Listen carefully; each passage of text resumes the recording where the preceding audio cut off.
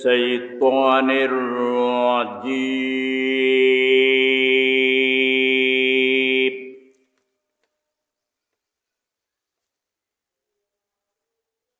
بسم الله الرحمن الرحيم.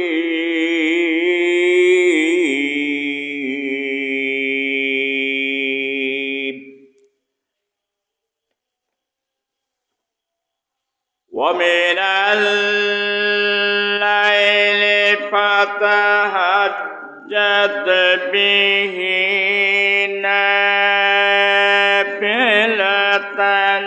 لك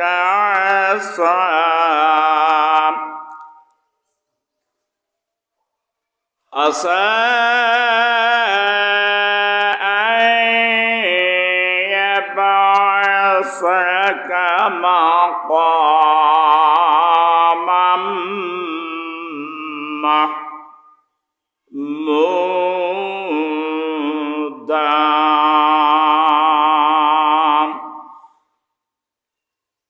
صدق الله العظيم. وعن أبي هريرة رضي الله تعالى أن رسول الله صلى الله عليه وسلم قال ينزل ربنا تبارك وتعالى كل ليلة إلى السماء الدنيا حين يبقى ثلث الليل الآخر يقوله من يدعوه فاستجاب له من يسألني أن أعطيته من سيستغفرني فاغفر له. رواه البخاري ومسلم. إن الله وملائكته يصلون على النبي يا أيها الذين آمنوا صلوا عليه وسلموا تسليما. اللهم صل على سيدنا مولانا محمد وعلى آله حبيبنا محمد. اللهم صل على سيدنا مولانا محمد وعلى آل سيدنا حبيبنا محمد. আম্মা বাদ। পবিত্র মায়ে শাবানের দ্বিতীয় খুতবা নসিহত। উপস্থিত বয়োজ্যেষ্ঠ শ্রদ্ধেয় মুরব্বিয়ানে কেরাম, সমবয়স্ক আমার ইসলাম প্রিয় দিনদার ইমানদার ভাইরা, গৃহকর্মে অবস্থানরত সম্মানিতা মা ও বোনেরা, আসসালামু আলাইকুম ওয়া রাহমাতুল্লাহি ওয়া বারাকাতুহু। মহান আল্লাহ রাব্বুল আলামিনের আজিমুস-শান দরবারে লাখ কোটি কালিমাতুশ শুকর আদায় করছি যে মহান আল্লাহ রাব্বুল আলামিন তার অসংখ্য বান্দার মধ্যে থেকে আল্লাহ বাছাই করে আজকে সপ্তাহের শ্রেষ্ঠ দিন, যে দিনটা উম্মতি মুহাম্মাদীকে আল্লাহ বিশেষ করে দান করেছেন, এদিনে দুনিয়ার সমস্ত কর্মকে বর্জন করে যথা সময় আসমানের নিচে জমিনের উপর সর্বশ্রেষ্ঠ আসনে আসন গ্রহণ করার তৌফিক দিয়েছেন। সেই মহান রব্বুল আলামিনের দরবারে প্রাণ খোলে আবেগ জড়িত কণ্ঠে গভীর অন্তরস্থল থেকে কালিমাতুশ শুকর আদায় করে যে যেখানে আছেন সেখান থেকে আওয়াজ করে বলুন আলহামদুলিল্লাহ। অগণিত দরুদ সালাম রহমত কল্যাণ শান্তি ও মহিমা বর্ষিত হোক সর্বকালের সর্বযুগের মহান নেতা মানবতার মুক্তির দিশারি মুক্তির কান্ডারি সরওয়ারে কায়নাত আশরাফুল আম্বিয়া শাফাতের কান্ডারি আখির জামানার নবী জনাবে মুহাম্মদুর রাসূলুল্লাহ সকলে বলুন সাল্লাল্লাহু আলাইহি ওয়াসাল্লামের উপরে বর্ষিত। আজকের আলোচ্য বিষয় হচ্ছে আপডেট শিরোনাম হচ্ছে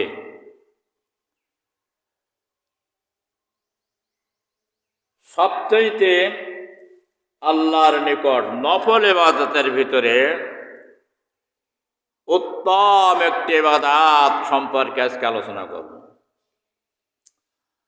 মহাগ্রন্থ কোরআনে কারীম সূরাতুল বানী ইসরাঈলের ৭৯ নম্বর আয়াতে কারিমা তেলাওয়াত করেছি। বুখারী এবং মুসলিম শরীফের সহিহ হাদিস থেকে একখানা হাদিস তেলাওয়াত করেছি। ইনশাআল্লাহ তাআলা আল্লাহ পাক যদি তৌফিক এনায়েত করেন, মেহেরবানি করেন, দয়া করেন, তাহলে ইনশাআল্লাহুল আজিজ আয়াতে কারিমা এবং হাদিসের আলোকে গুরুত্বপূর্ণ কিছু বিষয়, কিছু আলোচনা উপস্থাপন করব যা মোমেনদের গুণ এবং মোমেনদের বৈশিষ্ট্য। পবিত্র মাহে শাবান, এটা রাসূল কারীম সাল্লাল্লাহু আলাইহি ওয়াসাল্লাম বলেছেন, পবিত্র শাবান মাস হচ্ছে আমার মাস, আর পবিত্র রমজান মাস হচ্ছে আল্লাহ তাআলার মাস। মা সাবাতা বিসুন্নাহ কিতাবের মধ্যে হাদিসটা উল্লেখ করা হয়েছে। শাবান মাস এর অর্থ হলো শাখা এবং পরশাখা। গাছের যেমন শাখা পরশাখা আছে, ডাল বিস্তার করতে থাকে, পবিত্র শাবানকে শাখা পরশাখা হিসাবে এজন্য বোঝানো হয়েছে এই মাসের ইবাদত গুলো যদিও নফল, তবে এর নেকি অনেক বেশি।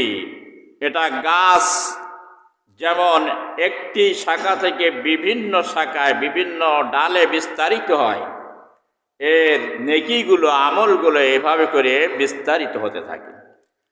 আর রাসূল কারীম সাল্লাল্লাহু আলাইহি ওয়াসাল্লাম এই মাসে নফল ইবাদতের মধ্যে রোজার মধ্যে সবচেয়ে বেশি রোজা রাখতেন। মায়েশা সিদ্দিকা রাদিয়াল্লাহু তাআলা আনহা তিনি বর্ণনা করেন, আমি মনে করতাম তিনি মনে হয় আর এই মাসে রোজা ছাড়বেন না। আবার যখন তিনি ছেড়ে দিতেন তখন আমরা মনে করতাম তিনি মনে হয় আর রোজা রাখবেন না।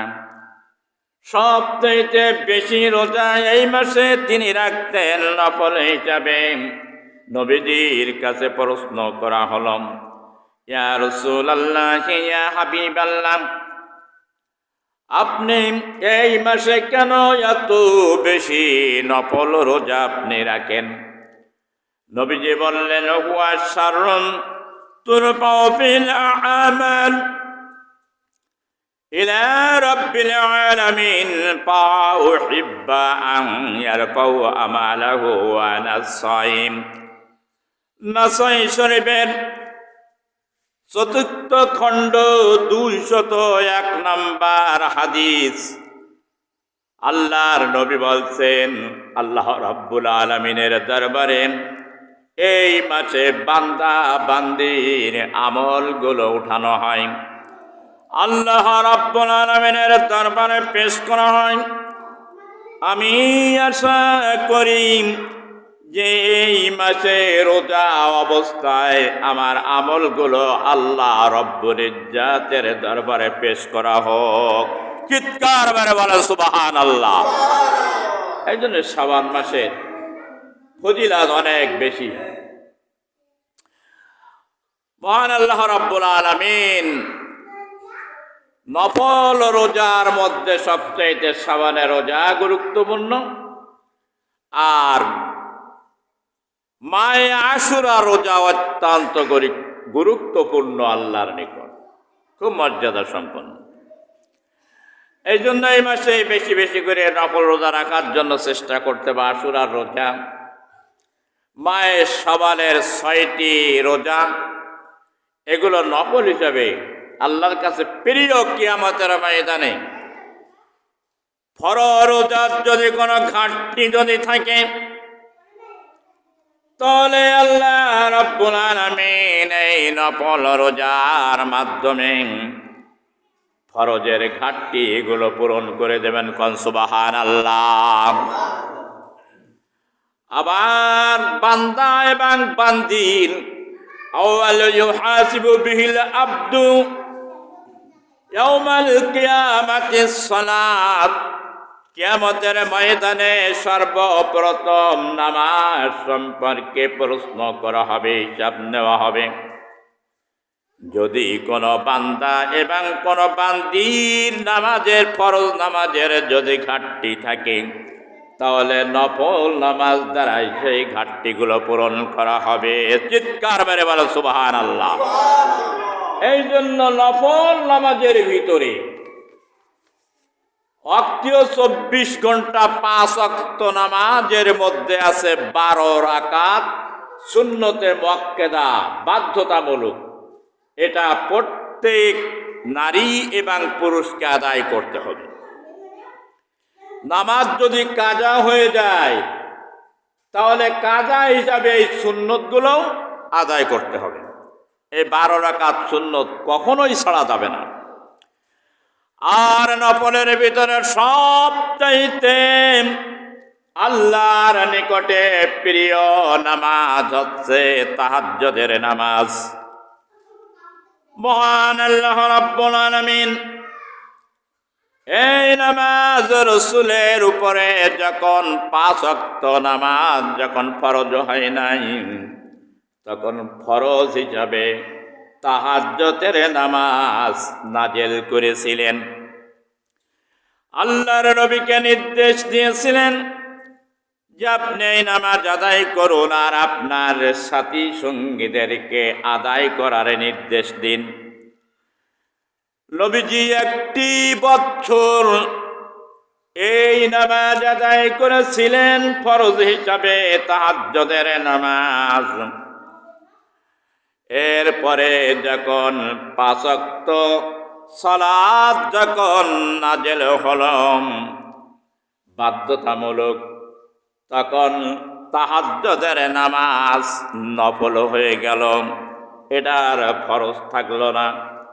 মহান আল্লাহ রাব্বুল আলামিন সূরাতুল বনী ইসরাঈলের 79 নম্বর আয়াতে বলছেন, ওমিনাল লাইলি ফাতাহাজ্জাদ বিহি নাফিলাতান লাকা আসা আইয়াবাসাকা রাব্বুকা মাকামাম মাহমুদা। আমার হাবিব, আপনি রাতের কিছু অংশে তাহাজ্জুদের নামাজ আদায় করুন। আপনি রাতের কিছু অংশে, অর্থাৎ সমস্ত রাত না, রাতের কিছু অংশে তাহাজ্জুদের নামাজ আদায় করুন। তাহাজ্জুদের নামাজ আদায় করা আপনার জন্য নফল হিসাবে আমি এটা ঐচ্ছিক করে দিলাম। অতিরিক্ত নামাজ আমি এটা করে দিলাম, ঐচ্ছিক সাবজেক্ট। হয়তো আপনার প্রভু আপনাকে মাকামে মাহমুদে সর্বোচ্চ স্থানে আপনার সর্বোচ্চ মর্যাদায় আপনাকে প্রেরণ করবেন, পৌঁছায় দেবেন। চিৎকার মেরে বলেন সুবহানাল্লাহ। মাকামে মাহমুদ কি জানেন নাকি? মাকামে মাহমুদ হচ্ছে সম্মানিত একটা স্থান। মাকামে মাহমুদ সর্বোচ্চ সম্মানের মর্যাদার জায়গা। আজানের পরে সহিহ হাদিস বুখারীর, আল্লাহুম্মা রাব্বা হাযিহিদ দাওয়াতিত তাম্মা ওয়াস সালাতিল কায়িমা আতি মুহাম্মাদানিল ওয়াসিলাতা ওয়াল ফাজিলা ওয়াদ দারাজাতার রাফিয়া আবাসুহু মাকামান মাহমুদানিল্লাযী ওয়া'আদতা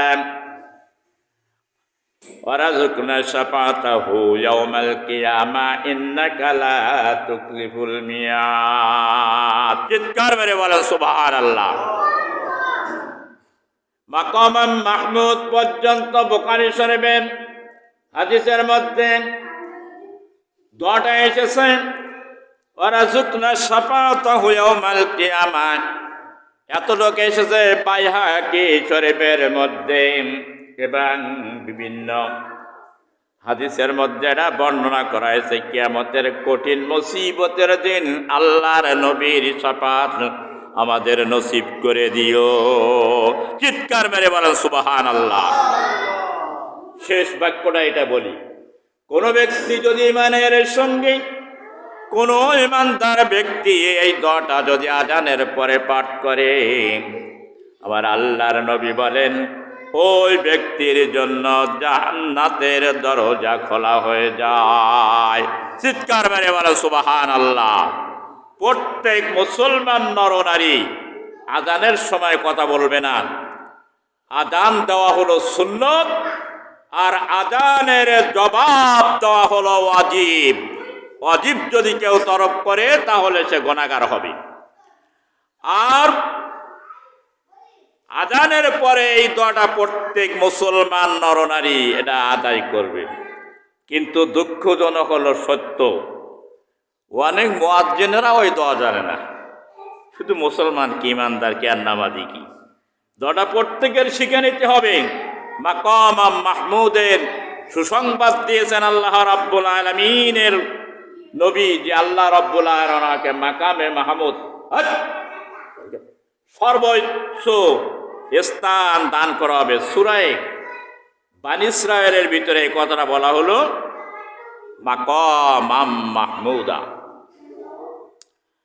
যে আপনি তাহাজ্জুদের নামাজ আদায় করুন, আপনার আল্লাহ মাকামে মাহমুদে সর্বোচ্চ স্থানে আপনাকে পৌঁছে দেবেন।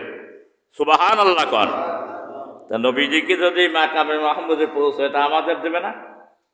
অবশ্যই যদি সেই নবীর খাঁটি অন্তরকরণে যদি নবীর উম্মত হওয়া যায়, তাহলে অবশ্যই আমরাও কি মাকামে মাহমুদের অনুসারী হব।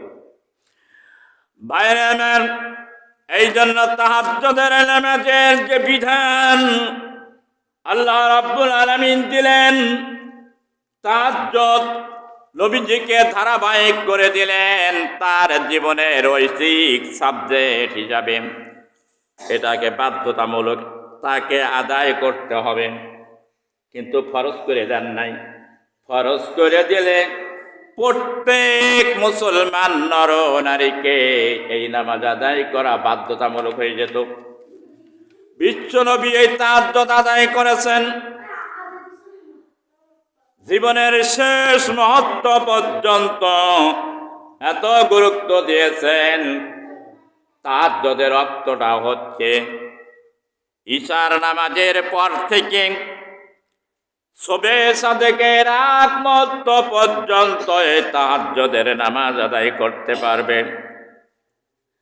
যদি কোনো জয়ীম মানুষ যদি হয়, রাত্র ওটা তার সম্ভব হবে না, জায়গা সম্ভব হবে না, তাহলে ঈশার নামাজের পরে তাহাজ্জুদ আদায় করে সে শুতে পারবে। এটা রুদ্দুল মুখতার প্রথম খণ্ডে 506 নম্বর পৃষ্ঠায় বর্ণনা করা হয়েছে তাহাজ্জুদের বিস্তারিত। এরপরে মিশকাত শরীফের প্রথম খণ্ডে 105 পৃষ্ঠায় বর্ণনা করা হয়েছে ফাতোয়ায়ে দারুল উলুম চতুর্থ খণ্ড 305 পৃষ্ঠায় বর্ণনা করা হয়েছে তাহাজ্জুদ ইশার নামাজের পর বিতের পাঁচ রেখে তাহাজ্জুদ আদায় করে বিতের নামাজ আদায় করে জয়ীব যারা দুর্বল তারা শুতে পারবে। আল্লাহর নবী সবচেয়ে উত্তম বলেছে রাতের শেষ অংশে আদায় করা 2 ভাগে 3 ভাগের তৃতীয় ভাগে। সুতরাং এই সময় উত্তম বিশ্ব নবী নামাজ আদায় করেছেন 8 রাকাত 12 রাকাত পর্যন্ত তাহাজ্জুদের নামাজ আদায় করেছেন। সহিহ বুখারী 1073 নম্বর হাদিস। ফাতোয়ায়ে দারুল উলুম চতুর্থ খণ্ড 302 পৃষ্ঠায় বর্ণনা করা হয়েছে যে তাহাজ্জুদের নামাজ 12 রাকাত পর্যন্ত আদায় করতে পারবে, কিন্তু রাসূল কারীম সাল্লাল্লাহু আলাইহি ওয়াসাল্লাম সব সময় ধারাবাহিকভাবে তিনি 8 রাকাত নামাজ তিনি আদায় করেছেন। চিৎকার মেরে বলেন সুবহানাল্লাহ।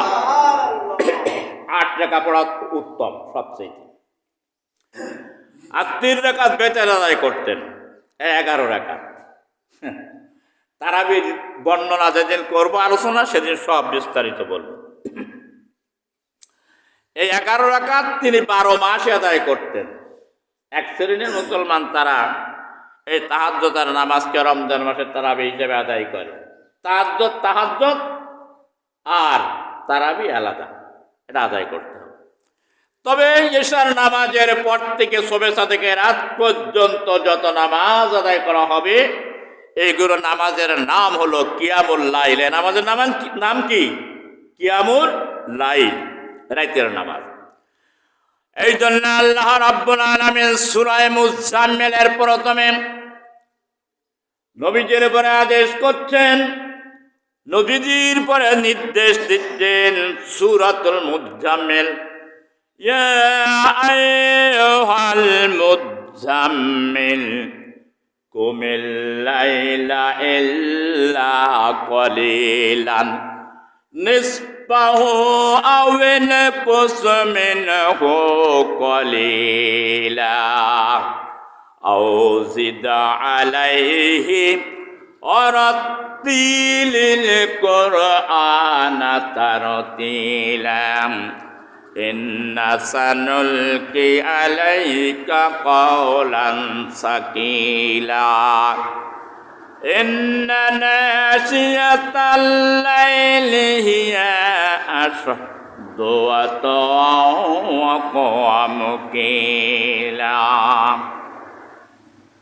1 থেকে 6 নম্বর আয়াতে কারিমা তেলাওয়াত করলাম। আল্লাহ রাব্বুল আলামিন বলছেন, হে নবী, আপনি রাতের কিছু অংশে তাহাজ্জুদের নামাজ আদায় করুন। এটা হচ্ছে আপনার জন্য আমি ঐচ্ছিক সাবজেক্ট হিসাবে, আমি অতিরিক্ত নামাজ হিসাবে আমি আপনার পরে নাজিল করেছি। হে চাদর আবৃত ব্যক্তি, রাতে সালাত দাঁড়ায় যাও, রাতে নামাজের জন্য দাঁড়ায় যাও। রাতের কিছু অংশে অর্ধেক কিংবা তার চেয়ে কিছুটা বেশি অথবা তার চেয়ে কিছুটা কম নামাজের মধ্যে দাঁড়ায় যাওয়া আল্লাহ নির্দেশ দিচ্ছেন। আবার বন্ধুরা, এখানে চাদরওয়ালা বলে আল্লাহ নির্দেশ দিচ্ছেন যে নবীজি কম্বল মুড়ে দিয়ে রাত্রি শুয়ে আছেন, চাদর মুড়ি দিয়ে শুয়ে আছেন। আল্লাহ পাক মুজাম্মিল বলে সম্বোধন করে পাচ্ছেন এই চাদর আবৃত ব্যক্তি, অর্থাৎ চাদর গায়ে দিয়ে শুয়ে আছেন, কম্বল গায়ে দিয়ে শুয়ে আছেন। উঠুন, রাতে নামাজে আপনি দাঁড়ায় যান, রাতের কিছু কমাংশে সুলুসা নিসফাহ আবিন কুসমি কলিলা, নিসফ মানে অর্ধেক অথবা তার চেয়ে একটু কলিল, কলিল শব্দের অর্থ হলো কম, কিছু কম, অর্থাৎ রাতের শেষ অংশে অথবা তার চেয়ে একটু বেশি। আর এইটা আল্লাহ রাব্বুল আলামিন নবীজিকে অর্ডার করা, মানে তামাম পৃথিবীর মোমেনদেরকে অর্ডার করা, শুধু নবীজির জন্য নাই। সুতরাং এটা হলো সম্মানের একটা বস্তু, আপনার মর্যাদাকে বৃদ্ধি করবে, এটা আপনার ইজ্জত এবং সম্মানকে বৃদ্ধি করবে। আপনার প্রতি এমন এক ভারী বাণী নাজেল করেছি। আল্লাহ পাক বলছেন, ইমানদার হতে গেলে, দায়িত্ব পালন করতে গেলে, ইসলামী লিডার হতে গেলে, দায়িত্বশীল হতে গেলে তাকে সবচেয়ে পরেশগারী হতে হবে বেশি। নবী বলে নবীর পরে কোরআন নাজেল করেছে। নবী সারা রাত ঘুমাবে আর আরামায়েশ করবে, আমি নবী হয়েছি। নেতা হবে বলে সে আরামে বসে থাকবে আর কর্মী না তার পায়ে তেল ঘষবে, তা নয়। নেতাকে সবচেয়ে বেশি পরেশগারী হতে হবে, আল্লাহ ভীতি হতে হবে। যে নেতাকে অনুসরণ করতে হবে সেই নেতার ভিতরে 4টে গুণ থাকতে হবে। তার প্রথম গুণ হচ্ছে এই, ঈমান তো থাকতে হবে। 2 নম্বর হবে তার তাকওয়া থাকতে হবে, পরেশগারী তার ভিতরে সবচেয়ে বেশি থাকতে হবে। কেন? নেতার মধ্যে যদি গুণ ভালো থাকে, কর্মীর মধ্যে গুণ ভালো থাকবে। আর নেতার যদি গুণ ভালো না থাকে, নেতার যে চোর বদমাশ যদি হয়, নেতা যদি জেনাকর হয়, ঘুষখোর হয়, সুদখোর হয়, তার কর্মীগুলো এইরকম সুদখোর হবে। চিৎকার মেরে বলেন নাউজুবিল্লাহ। সুতরাং এমন নেতার অনুসরণ করতে আল্লাহ নিষেধ করে দিয়েছেন সূরা শুআরায়। এমন নেতার কোনো দিন তার কথা অনুসরণ করবেন না, তার কারণ ওই নেতা জাহান্নামে যাবে আর তার কর্মীদেরকে জাহান্নামে নেবে।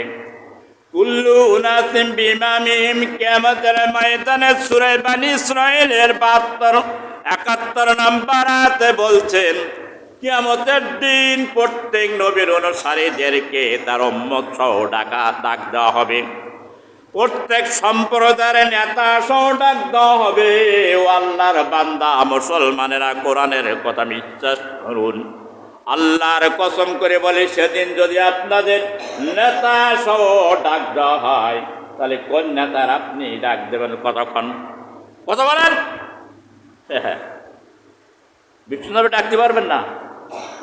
বিষ্ণুনবীর অনুসরণ নেতাদের অনুসরণ করেন, ডাকতে পারবেন না। আপনি যে নেতার অনুসরণ করেছেন তাকে ডাকতে হবে, সে মরবে, আপনিও মরবেন। কোরআনের কথা বিশ্বাস করেন, এটা আমার, এটা বাইবেল মহাভারতের কথা নাই, বানানো কোনো কথা নাই।